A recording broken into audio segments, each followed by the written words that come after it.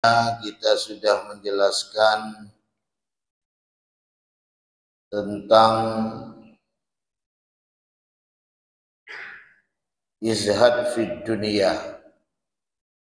Zuhudlah engkau di dunia, yuhibbukallah, engkau akan dicintai oleh Allah Subhanahu wa ta'ala. Dijelaskan di dalam kitab anna Jibril qala lahu sallallahu alaihi wasallam. Malaikat Jibril pernah berkata kepada Nabi Muhammad sallallahu alaihi wasallam, "Innallaha yaqulu laka." Sesungguhnya Allah berfirman kepadamu wahai Muhammad, "Atuhibbu an aj'ala laka hadhil jibal dhahaban wa takunu ma'aka haitsu ma kunta." Wahai Muhammad, senangkah engkau, apakah engkau suka kalau aku jadikan untukmu semua gunung-gunung itu emas, dan engkau selalu berada bersamanya dimanapun engkau berada?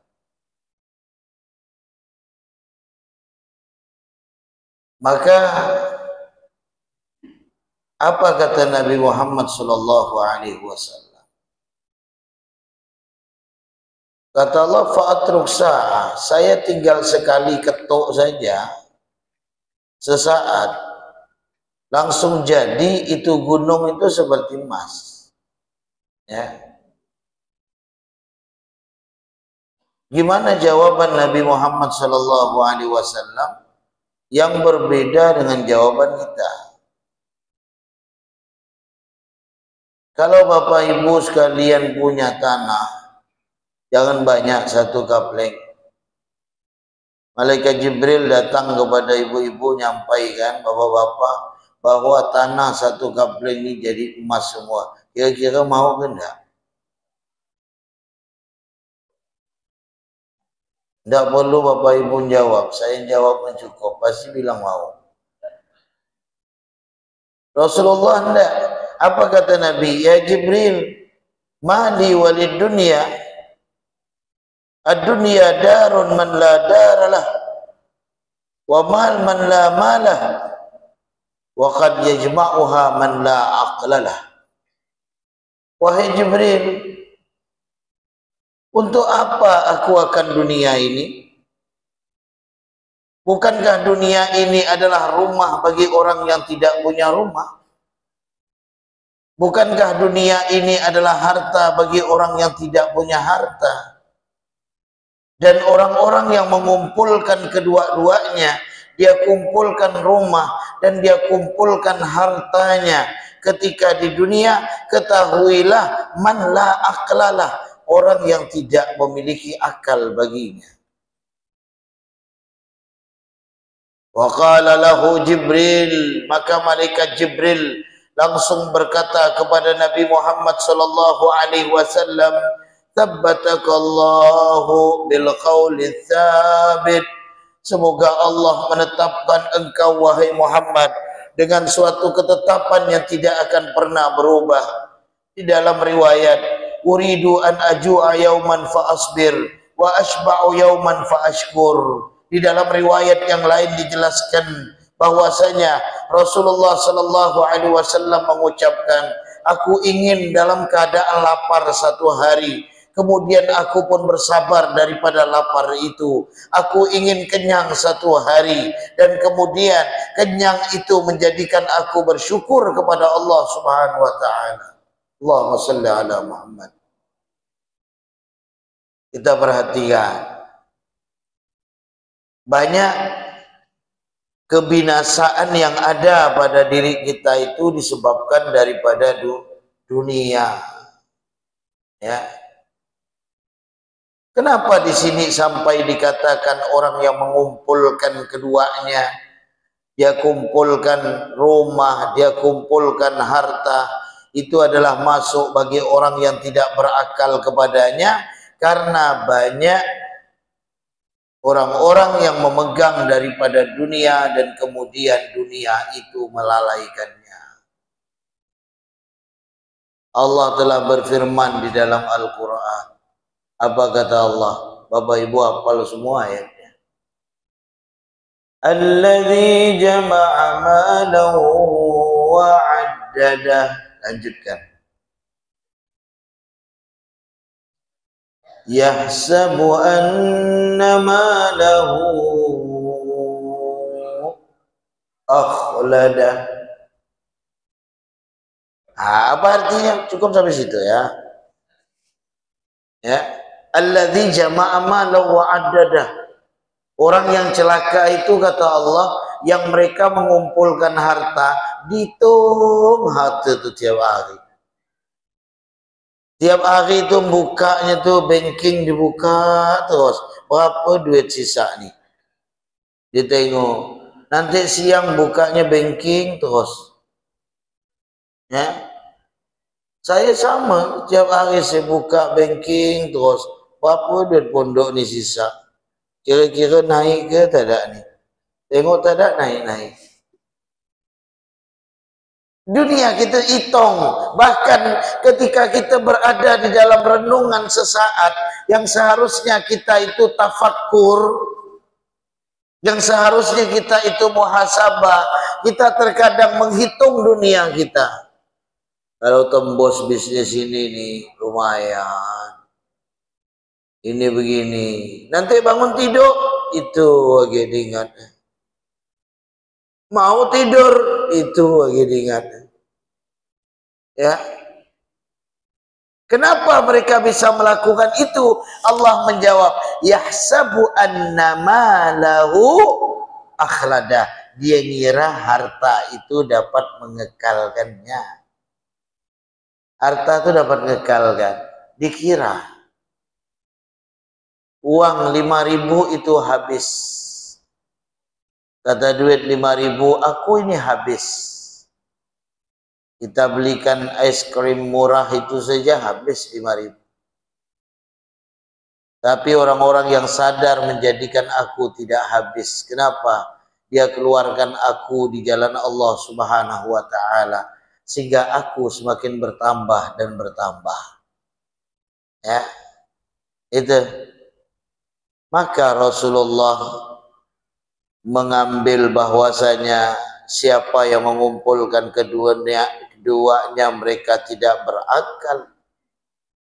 Karena bagaimana kita bisa untuk belajar akan kesabaran akan dunia ketika kita tidak diberikan oleh Allah, suatu saat dunia itu tidak kita miliki. Bagaimana kita bisa untuk berkata bahwasanya lapar itu akan menguji dalam kesabaran saya, sementara kita tidak pernah merasakan dalam keadaan lapar.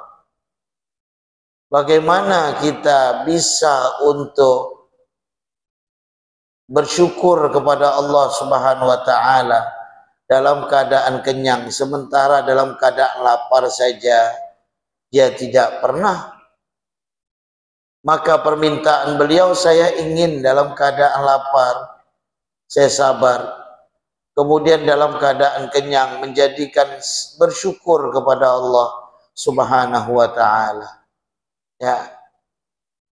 Bahkan di dalam riwayat yang lain, ini diriwayatkan oleh Imam At-Tirmidzi, diriwayatkan oleh Imam Ibnu Abi Asim, diriwayatkan oleh Imam Bazzar, ya.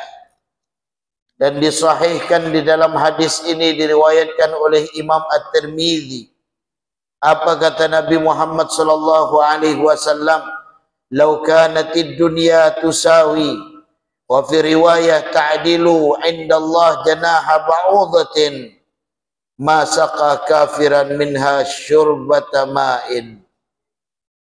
Kalau seandainya dunia ini disamakan di sisi Allah, ya, itu hanya sebesar sayapnya nyamuk saja, ya, sebesar sayapnya nyamuk, maka tidaklah minum orang-orang kafir daripadanya kecuali hanya seteguk daripada air saja, ya. Itu dunia. Kalau di sisi Allah itu hanya sebesar sayap nyamuk, ya, saking kecilnya. Artinya adalah, ya, berapa banyak para nabi itu diberikan oleh Allah Subhanahu wa taala kedudukan disebabkan daripada dunia yang tidak mereka pegang. Nabi yang paling miskin itu Nabi apa? Nabi Isa. Nabi Isa itu Bapak Ibu Nabi yang miskin. Dan sangat miskin Nabi Allah Isa alaihi salam. Ya. Tapi ternyata dibalik daripada kemiskinan diangkat oleh Allah Subhanahu wa taala derajat kedudukan menjadi hamba pilihan, yaitu nabi dan rasul. Ya. Nabi Allah Yakub diuji oleh Allah. Nabi Allah Ayub diuji oleh Allah dengan penyakit yang menghabiskan daripada harta beliau, ya. Nabi Muhammad sallallahu alaihi wasallam beliau diuji oleh Allah Subhanahu wa taala, ya. Terkadang dalam keadaan lapar sampai meletakkan batu di bagian perutnya untuk menahan daripada rasa lapar itu, ya. Diangkat oleh Allah menjadi Sayyidul Anbiya, tuannya di antara para nabi. Maka falau kanatid dunya jazaan li muhsinin idzan lam yakun fiha ma'asyun li zalimin. Kalau seandainya dunia itu adalah menjadi suatu balasan bagi orang yang baik, ya, maka orang-orang zalim itu tidak akan bisa hidup. Ini, ya. Jadi suatu saat Bapak Ibu jangan sampai kecewa, jangan sampai kecil hati. Kenapa saya ini ibadahnya sudah rajin, saya ini bahkan puasa sunnahnya sudah rajin, kenapa saya ini baca Qur'annya sudah rajin, berzikirnya tiada henti, tapi kenapa justru hidup saya itu bukan senang, tapi nampaknya makin susah. Sekarang kita renungkan susahnya kita itu dunia. Jangan kita mengatakan demikian. Karena kata ulama, kalau seandainya dunia itu adalah balasan untuk orang baik, maka orang zalim itu tak bisa hidup di dunia. Ya. Justru dunia itu adalah tempatnya mereka. Dunia ini kan tempatnya orang-orang kafir. Ketika Imam Ibn Hajar, ya, lewat di kampung Yahudi penjual minyak tanah. Penjual minyak tanah.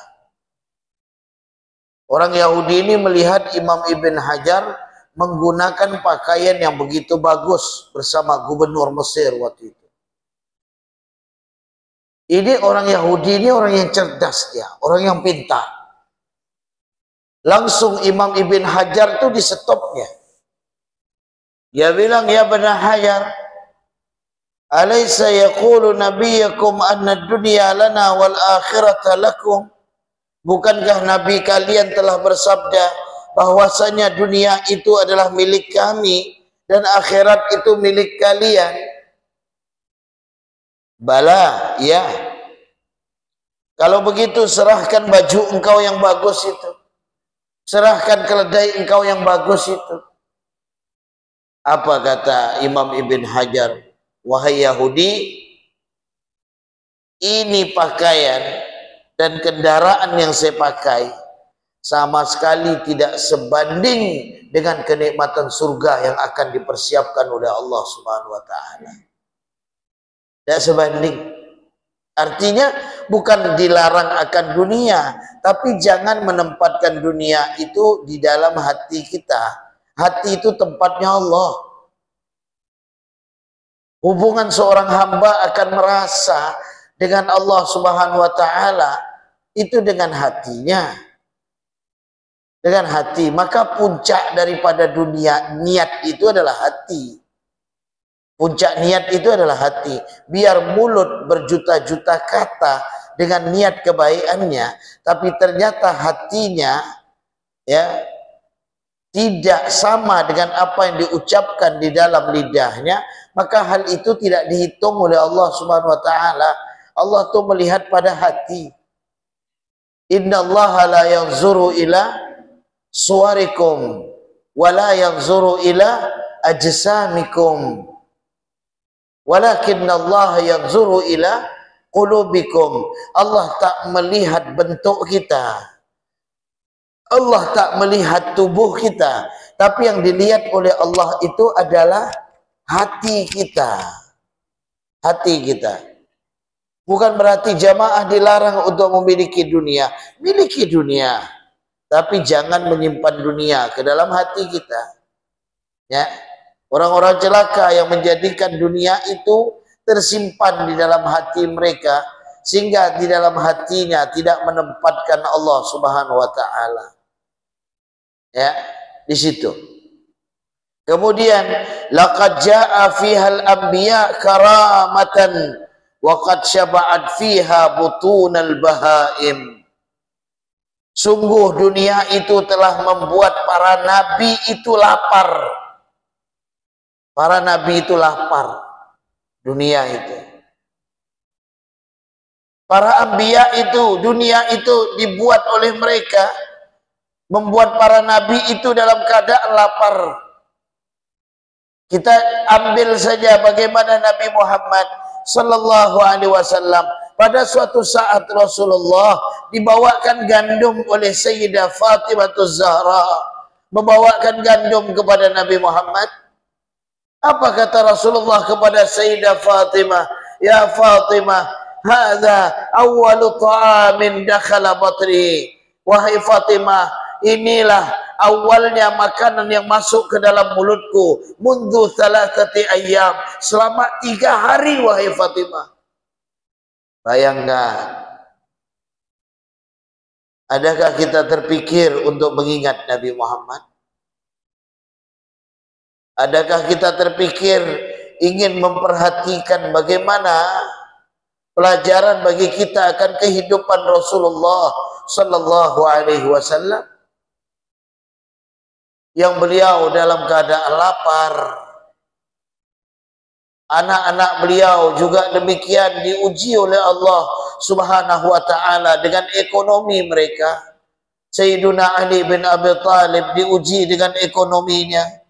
Sayyidah Fatimah Az-Zahra diuji dengan ekonominya.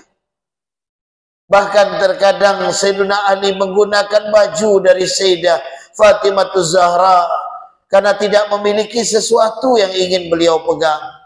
Tapi apakah itu menjadikan tujuan di dalam kehidupan? Tidak. Mereka sudah dibahagiakan oleh Allah. Al-mubasysyirina bil jannah. Orang-orang yang diberikan berita gembira dengan surganya Allah Subhanahu wa ta'ala. Surga yang tidak bisa untuk kita ceritakan tentang keindahannya yang sama daripada dunia ini. Sebutkan apa sesuatu yang paling nikmat di dunia ini, apa yang paling indah di dunia ini, apa yang paling senang Bapak Ibu sekalian lakukan di dunia ini. Sebutkan, niscaya kenikmatan surga akan lebih dari apa yang kita ceritakan. Lihat,